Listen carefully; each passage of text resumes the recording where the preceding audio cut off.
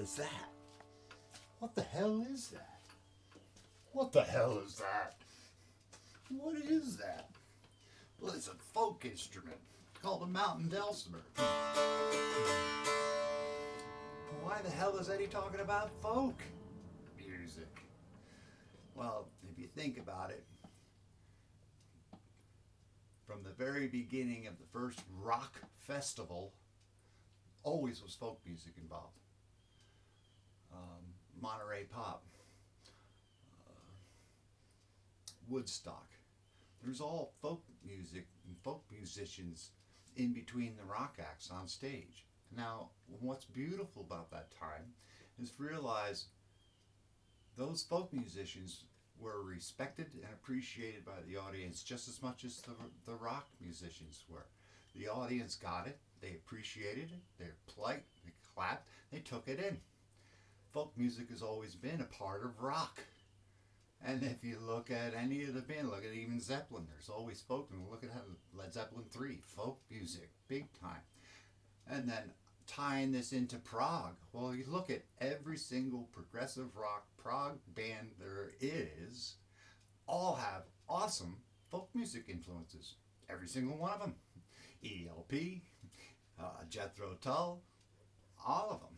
Even the Rolling Stones get into the, now they can go in a little tour more like country blues or just country stuff, right? Bringing in that influence. So to me, I love folk music just as much as I love rock music, just as much as I love the progressive people that came out in the early 70s, right? So and then this is really what turned me on to a lot of folk music. Now again, I like Doc Watson. I got turned on to him very young and started flat picking flat top guitars, you know. Tony Rice, bluegrass and singer. These guys are really playing. And it really was Doc Watson who led me to Jean Ritchie. Jean Ritchie is our queen of the mountain dulcimer.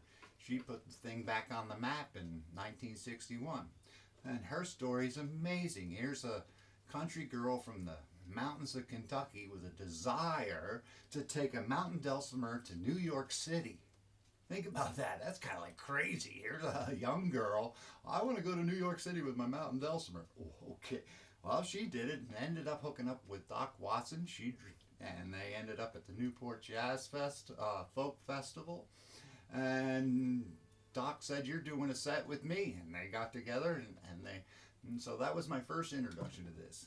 When I was in high school, 77, 78, a buddy had a mountain dulcimer, and when I went over to his house, hanging out, he let me play it. So that's when I really got addicted, and then I guess by early 80s I got my first one. So, mountain dulcimer. And then here's another thing about the instrument. Oh, he's just a guitar player playing the mountain dulcimer. Well, yeah, okay, the mountain dulcimer set up around drones. So you always have these drones going, and then you play a melody.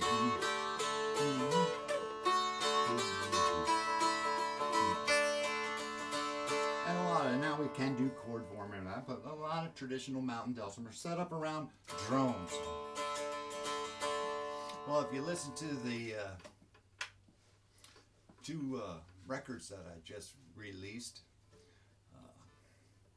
Eddie's Love Songs and the Native American Portraits, Tapestries, and Soundscapes, you're going to hear, and I was surprised too, how much this mountain dulcimer influenced my guitar playing. So it kind of turned around. If you listen to it, there's a lot of drone work in my guitar playing, and I kind of like that stuff. I try and explore that and have that, bring that in there too. So, am I a guitar player playing a mountain dulcimer, or am I a mountain dulcimer player playing guitar? Well, I think it's a little bit of everything, and it's all beautiful. So, man, trying to be encouraging to take in different styles. Go grab some roots and then add that to your style that you want to do. Huh? Folk music, very, very important part of prog. Prog rock, prog metal, and Eddie's Prog Folk.